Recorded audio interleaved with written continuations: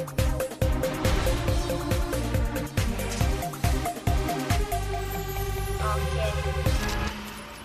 page sportive de Canal Matin s'ouvre à l'instant alors qu'il est 8h passé des 18 minutes. Bonjour Alex. Bien le bonjour Soflane. Alors, nous allons parler de football, notamment avec la Ligue 1. Quoi de neuf? Est-ce que Womelen, j'ai eu dire, a signé à l'UMS de Loum? C'est Ouais. vrai ou c'est faux? Non, c'est très vrai. Womelen a véritablement signé à l'UMS de Loum. Et puis, il faut rappeler que Womelen a même déjà assuré quelques séances d'entraînement et même un match amical, hein, où il a d'ailleurs marqué un but. L'UMS de Loum a battu l'Union sportive de Douala. C'était avant-hier au stade de la Réunification. Donc, en image, là, vous avez Womelen. Ce n'est pas de la fiction. C'est véritablement lui avec son fameux numéro 3. Donc, vous voyez, Womelen, lors de ce match amical au stade de la Réunification, l'UMS de Loum a battu l'Union sportive de Douala. Et il faut dire que l'Union sportive de Douala, à titre de rappel, a un nouvel entraîneur, donc un Français de nationalité française. Donc il faut voir qu'il y a deux équipes du championnat qui ont deux entraîneurs français. Il y a Coton Sport de Guerrois qui a le sieur Gomez et puis il y a M. Roch qui a rejoint l'Union sportive de Douala, en principe qui va rejoindre l'Union sportive de Douala officiellement ce jour même. Donc Womelen, que vous avez en image, a été accueilli par un nombreux public qui était quand même présent au stade et il a signé son premier but. C'était le deuxième but, donc le but de victoire de l'UMS de Loum ce jour-là. Et puis nous avons eu la chance de lui poser une petite question. Womelen a donc voulu bien répondre à notre question. On écoute Womelen Pierre. D'accord. En fait, il y a un projet. Lorsqu'on vous présente un projet, le projet est intéressant. Et voilà, on essaie de mettre ce peuple de Loum dans le projet qu'ils nous ont proposé. Le groupe se porte bien pour l'instant, mais je dis c'est une préparation. J'aimerais que ça se passe ici contre l'Union pendant la compétition. Mais là, c'est une préparation. Pour le groupe, c'est bien pour le moral parce que c'est l'Union, c'est quand même l'Union. Vous savez, beaucoup de gens n'ont pas cru à l'arrivée de Womelen. Vous savez, quand on a fait un président, le président comme aujourd'hui est comme le Russe. UMS aujourd'hui veut être comme Paris Saint-Germain. Donc nous voulons relever le défi du football camerounais. De Womelen dans l'équipe de Loum nous fera vraiment du bien. Ok, la saison, on prépare très bien la saison. Vous avez vu, nous avons le coach Baga qui est là. Et nous ne pensons pas échouer avec un grand entraîneur que vous connaissez, qui a fait ses preuves et qui est dans l'UMS actuellement. Et je pense qu'on a pris une bonne allure. Alors, c'est une aubaine pour l'UMS de Loum d'avoir Womelen. Et moi, j'avais une folle envie de vous demander, mais qu'est-ce qu'il cherche finalement, Womé? On l'a vu au Canon, les gens étaient un tout petit peu étonnés. Ouais. Maintenant, il est carrément à Loum, Womelen. Est-ce qu'il cherche du temps de jeu? Non, vous savez, lorsque on pratique son métier avec passion, c'est un peu ça. Donc, il a de la difficulté à se défaire, n'est-ce pas, des terrains de jeu, des espaces de jeu, des terrains de football. Donc, ce n'est que très normal. C'est par passion que Womelen continue à jouer au football. C'est pas par, il n'est pas friand du lucre parce que là, de l'argent, il en a. Et là, c'est par passion. Beaucoup croiraient que c'est parce qu'il cherche de l'argent. Non, loin s'en faut. C'est pas pour de l'argent que Womelen joue encore. Surtout qu'il dépense de son argent pour le football. Et on l'a vu dans le Canal sportif de Yaoundé. Aujourd'hui, c'est vrai, c'est évident, c'est par passion qu'il le fait. D'accord. Parlons de kickboxing à présent pour dire que le torchon brûle entre les différents membres et pour cause. Et voilà, nous allons d'abord à votre suite souhaiter un joyeux anniversaire au président de la Fédération camerounaise de kickboxing, Maître Sissima, je l'ai suivi tout à l'heure. Ouais. Monsieur le Président, joyeux anniversaire. Et puis, il est normal que le Président, le jour de son anniversaire, sache ce qui ne va véritablement pas au sein de sa fédération. Nous avons eu la chance d'attraper Maître Clément Kameni qui nous a dit ce qu'il pensait de la fédération, ce qu'il pensait la gestion pas très normale selon lui de Maître Sissima. Nous lui avons donné la parole tout en rappelant bien entendu que le président de la fédération aura également son temps de parole demain pour répondre à Clément Kameni ou alors on attend l'Assemblée générale qui aura lieu le 25 prochain du côté des Yaoundé. On écoute Clément Kameni et juste après, réaction du président. J'ai reçu, n'est-ce pas, la convocation du secrétaire général pour la réunion du 25 janvier. Et il sera question, bien entendu, de tout mettre en œuvre pour essayer de faire rétablir l'ordre dans notre fédération. Nous avons, n'est-ce pas, assez couvert les agissements de notre président lors des Olympiades passées.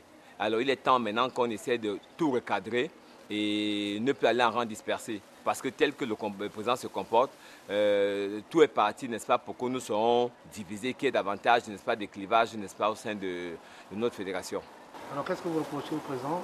Alors, il n'a pas l'esprit de rassembleur et se permettre, lui, de juger le ministre, porter jugement sur l'endroit du ministre. Et pourtant, s'il faut qu'il fasse une introspection personnelle, il découvrira qu'il a plus à se reprocher que, n'est-ce pas, le ministre.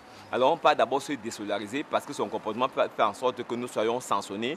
Et deuxièmement, voir dans quelle mesure, et moi je le souhaite vivement, on peut tout mettre en œuvre pour qu'il puisse, n'est-ce pas, prendre d'abord du recul pour un certain temps, voire même le pousser à la démission si c'est possible. Voilà, donc voilà ce que pense Maître Clément Kameni. Hein. Donc il était normal, hein. Cela se parlait, cela se mouchardait. Hein. Nous avons tiré les verres du nez à Maître Clément Kameni, qui le disent haut et fort, et ce qui a été fait. Donc le président Sissima sait déjà ce que pensent certains de ses membres par l'entremise de Maître Clément Kameni. Donc comme on le disait, et comme on l'a dit mardi dernier dans le cadre de notre émission Sportsla 2, la réponse reviendra donc au président de la fédération, Maître Sissima. Voilà, s'il a envie de répondre. Ah oui, bien entendu. Ou pas. Mais il fallait qu'il sache tout au moins ce que pensent, n'est-ce pas, certains de ses membres, certains de ses collaborateurs. Voilà. Alors parlons maintenant de rugby. Rugby à 7 ? Oui. Rugby à 7, on en a déjà parlé un tout petit peu en début de semaine, je crois très bien. Le rugby à 7 sera désormais, ou fera désormais pignon sur rue au Cameroun, le rugby, avec le nouveau bureau de la fédération. Il a été question, n'est-ce pas, de mettre sur pied ce rugby à 7. Le rugby à 7, il faut le dire, hein, Souflane, et sera olympique. Vous savez, le rugby, en tant que tel, n'est pas olympique. Mais le rugby à 7 sera olympique.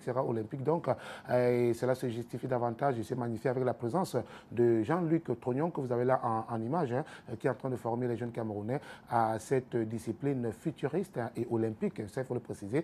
Hier, déjà, du côté de Bilongué, ils se sont encore retrouvés. Et puis, le 25, c'est-à-dire samedi après-demain, il y aura une rencontre amicale entre la sélection du littoral et la sélection du centre. À l'issue donc de cette sélection, de cette rencontre, certainement, on aura, pourquoi pas, une sélection nationale qui pourrait peut-être représenter le Cameroun au prochain Jeux olympiques, puisque le rugby à 7 est désormais olympique. Donc, Jean-Luc Trognon, qui est le nationalité française, ancien rugbyman, nous avons eu la chance de lui poser une ou deux petites questions pour justifier sa présence au Cameroun. On écoute Jean-Luc Trognon.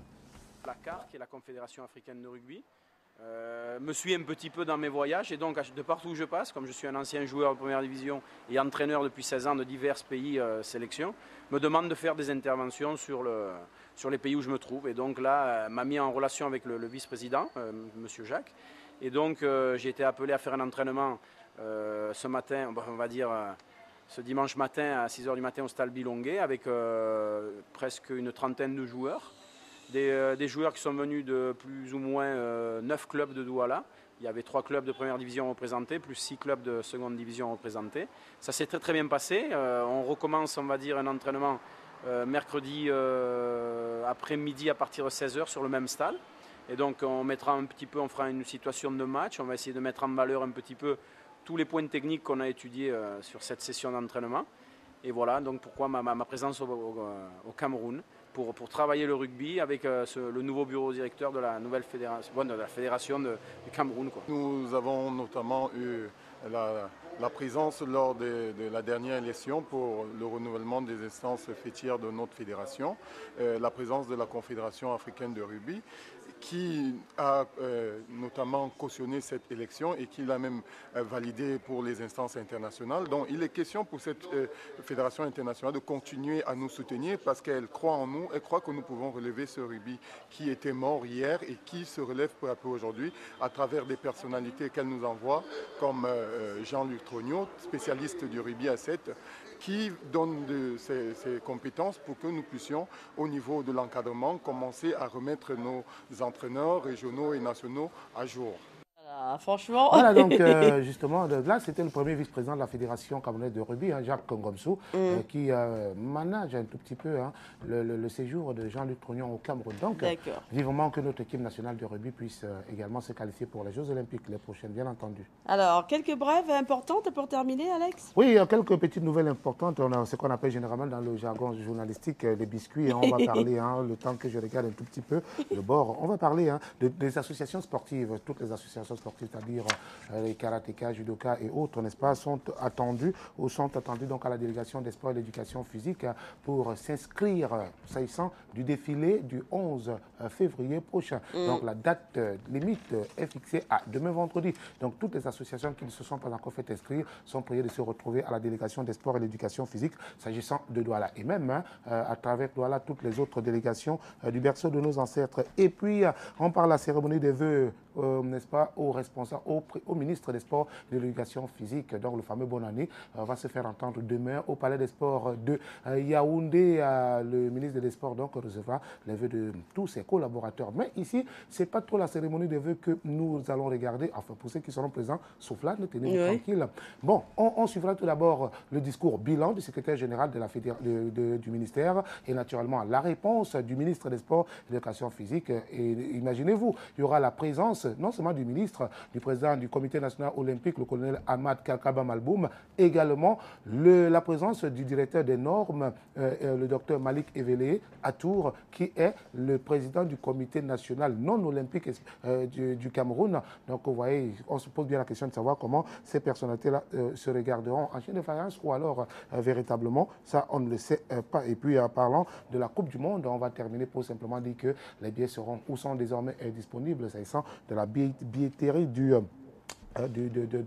la Coupe du Monde. Donc c'est bien pour les Camerounais qui voudraient bien participer à la Coupe du Monde, assister à cette Coupe du Monde. Les billets vont, c'est une fourchette qui va entre 45 000 francs CFA à 550 000 francs CFA. Ça dépend de là où vous voudrez naturellement vous asseoir pour visionner les rencontres. Et puis, retenez simplement qu'au plus tard, le 28 février, tout sera fermé. Vous n'aurez plus la possibilité de vous offrir ou de vous octroyer un billet, n'est-ce pas, pour le Brésil 2014. Donc, à vos guichets.